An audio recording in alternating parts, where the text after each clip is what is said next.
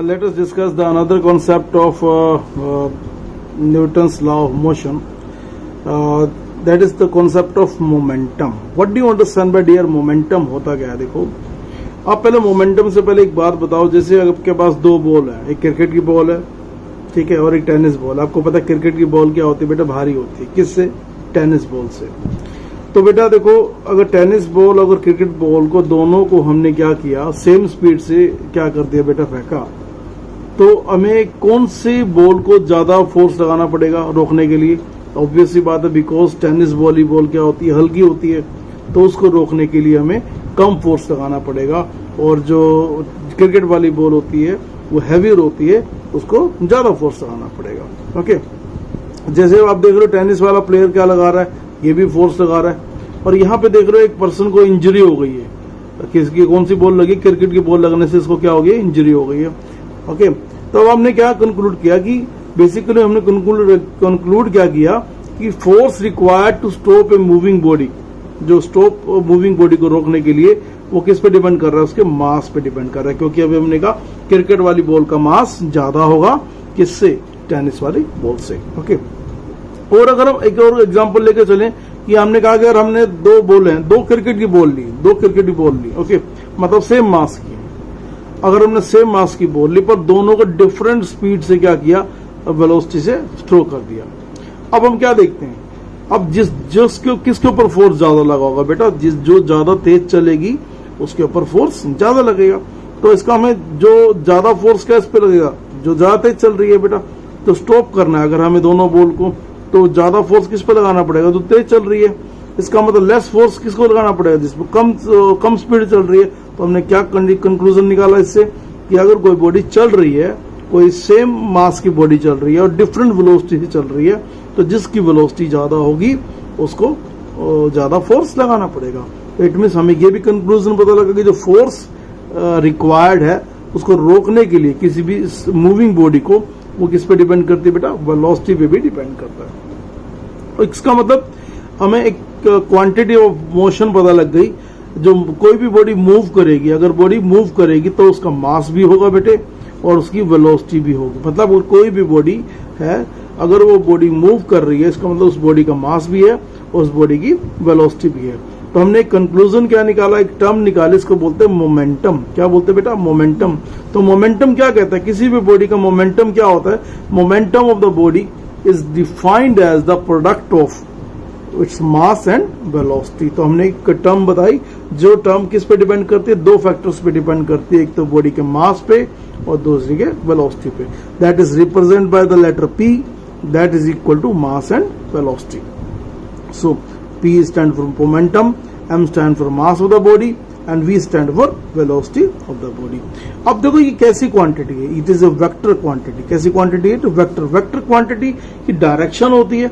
तो इसमें डायरेक्शन किसकी बताएगी? मास तो स्केलर है, तो जिस डायरेक्शन में वेलोसिटी होगी उसी डायरेक्शन में मोमेंटम की डायरेक्शन होगी. हम क्या बोल सकते हैं? मोमेंटम वेक्टर क्वांटिटी है, तो मोमेंटम की डायरेक्शन कौन बताएगा? वेलोसिटी बताएगी. मतलब इसका मतलब जिस डायरेक्शन में वेलोसिटी होगी उसी डायरेक्शन में मोमेंटम भी होगा. तो मोमेंटम का फॉर्मूला क्या होता है? मास इनटू वेलोसिटी आप लिख सकते हो उसको. ओके, सो अब ये भी कह सकते हो मास की यूनिट क्या होती है बच्चे? मास की होती है किलोग्राम, और वेलोसिटी की यूनिट क्या होती है? Metre per second. तो अगर हम देखें what is the SI unit of momentum, तो SI यूनिट ऑफ मोमेंटम क्या हो जाएगी? किलोग्राम इनटू में मीटर पर सेकंड. तो इसको शॉर्ट फॉर्म में क्या लिखेंगे? kg मीटर पर सेकंड या kg मीटर सेकंड की power -1. Okay, this is the SI unit of momentum. अब हमें पता है हर कोई भी अगर बॉडी मूव कर रही है मेरे बच्चों, अगर कोई भी बॉडी मूव कर रही है तो उसका क्या होता है बेटा? मोमेंटम भी होता है. इसका मतलब अगर जो मोमेंटम है किस फैक्टर पे डिपेंड करता है? तो मास पे डिपेंड करता है और वेलोसिटी पे डिपेंड करता है. और इसका मतलब क्या बोल सकते हैं? अगर कोई बॉडी क्या कहते हैं? लार्ज मोमेंटम, अगर किसी बॉडी का लार्ज मोमेंटम है, इसके दो पॉसिबिलिटी हो सकती हैं.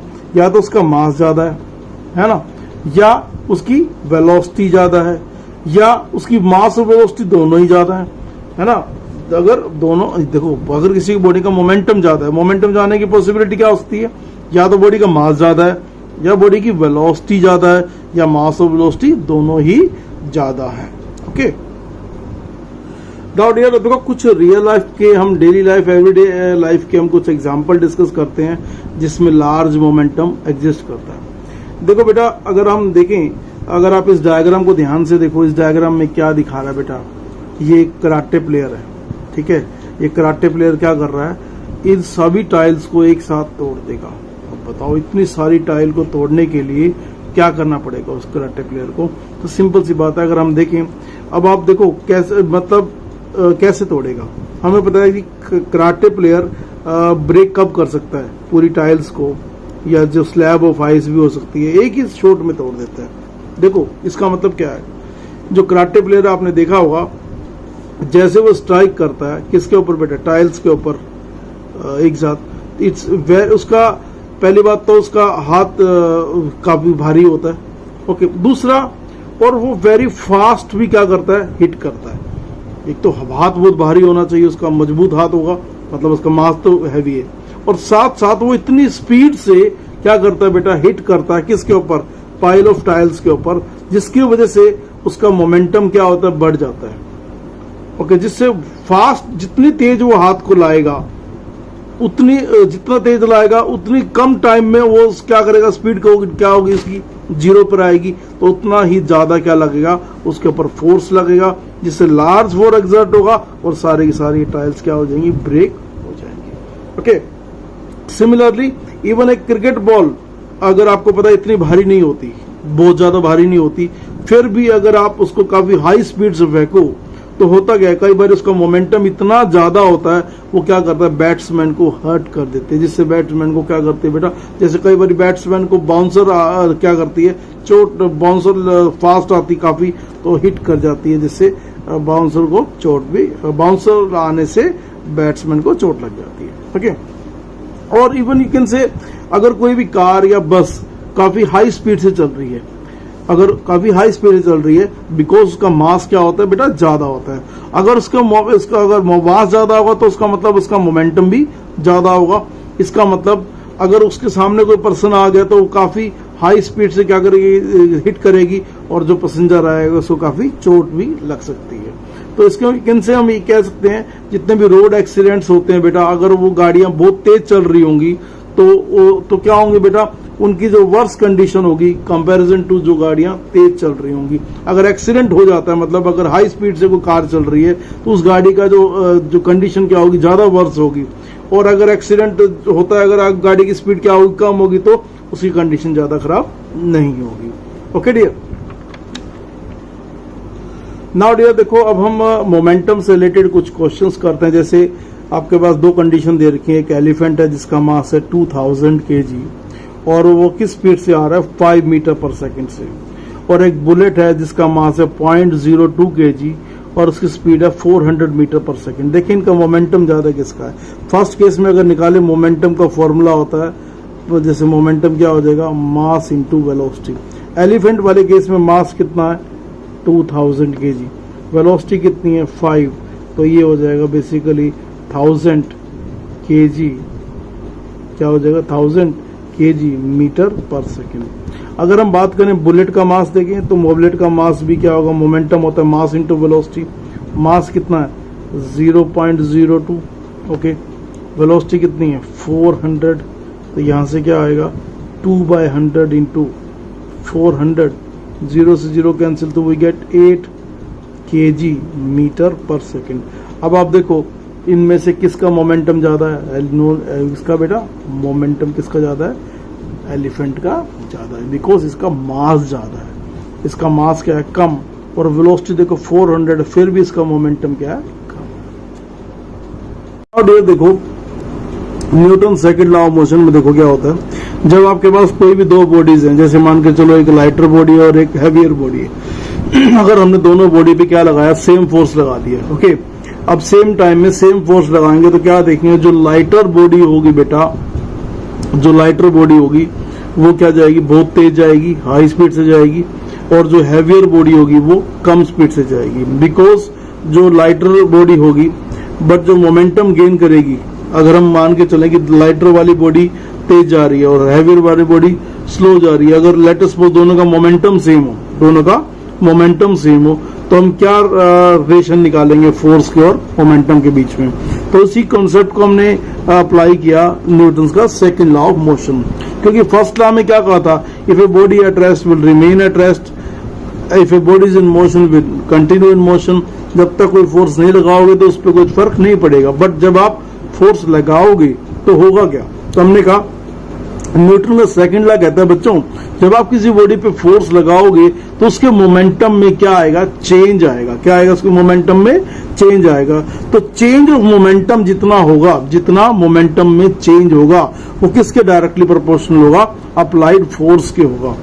ओके, और वो अप्लाइड फोर्स क्या होगा, टेक प्लेस किसकी डायरेक्शन में होगा, जिस डायरेक्शन में आपने जो मोमेंटम में जो चेंज होगा वो किस डायरेक्शन में होगा, जिस डायरेक्शन में हमने फोर्स लगाया।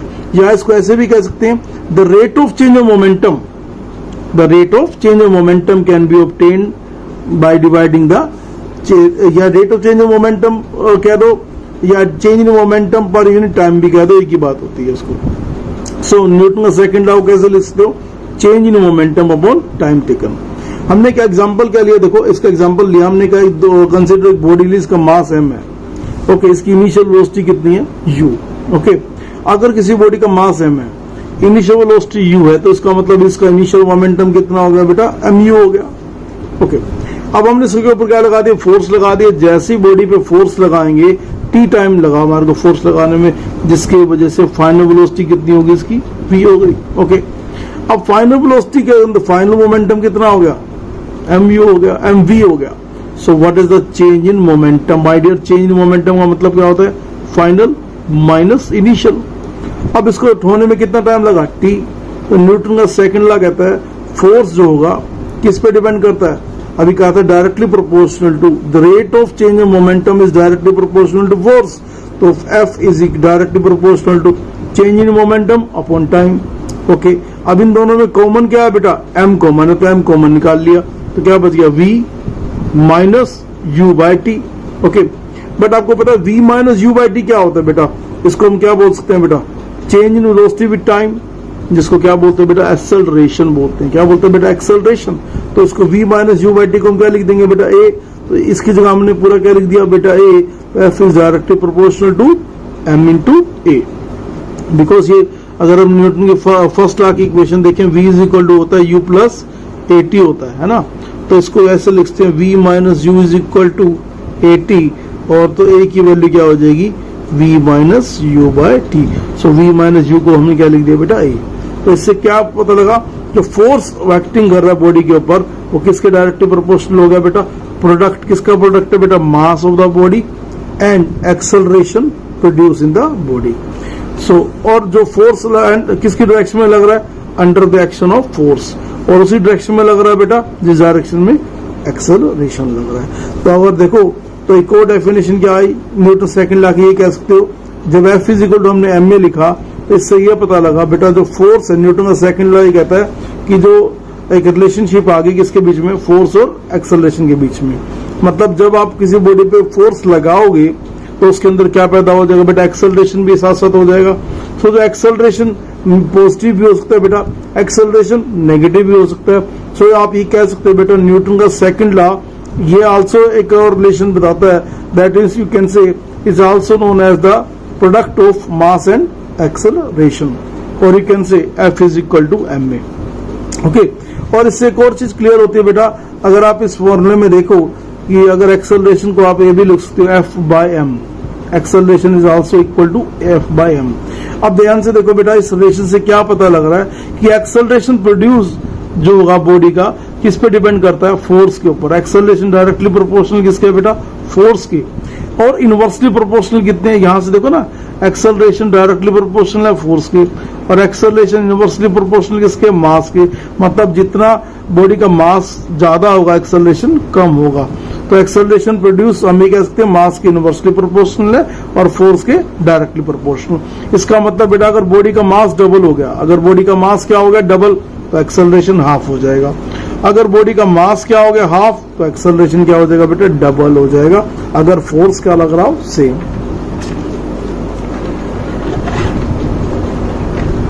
नाउ डियर देखो, इससे एक और चीज क्लियर हुई कि जो एक्सेलरेशन होता है वो इनवर्सली प्रोपोर्शनल टू मास होता है। इसका मतलब क्या है कि जो आपके पास क्या है कि जो भी लाइटर बॉडी होगी उसको क्या करना, उसका मास कम होगा, और हैवियर बॉडी का मास क्या होता है, ज्यादा होता है। तो इसका मतलब जो लाइटर वाली बॉडी होगी, अगर ये मान के चलो ये बॉडी है जिसका 600 किलोग्राम मास है और ये बॉडी है जिसका 2600 केजी का मास है, अब इन दोनों में से अगर मैंने कहा दोनों बॉडी में मैंने सेम फोर्स लगाया, दोनों बॉडी पे सेम फोर्स लगाया, अब इन दोनों में से एक्सेलरेशन ज्यादा किसका हुआ, जिसका हमने पढ़ा था एक्सेलरेशन क्या होता है, इनवर्सली प्रोपोर्शनल टू क्या होता है बेटा, मास। फोर्स क्या दोनों का सेम, फोर्स क्या दोनों का सेम, तो इसका मतलब मास ज्यादा इसका है तो एक्सेलरेशन इसका कम होगा, इसका क्या होगा, ज्यादा होगा। ओके, नाउ हम बात करें यूनिट की। बेटा देखो, फोर्स का फॉर्मूला क्या होता है, एसआई यूनिट क्या होती है, फोर्स की न्यूटन होती है, उसको एन से रिप्रेजेंट करते हैं। तो हम बोलेंगे एक न्यूटन फोर्स कब लगेगा किसी बॉडी पे, एक न्यूटन फोर्स कब लगेगा बेटा, एक न्यूटन फोर्स कब लगेगा बेटा, एक न्यूटन फोर्स तब लगेगा जब किसी बॉडी का मास क्या होगा, 1 kg। जैसे फॉर्मूला होता है m इंटू ए।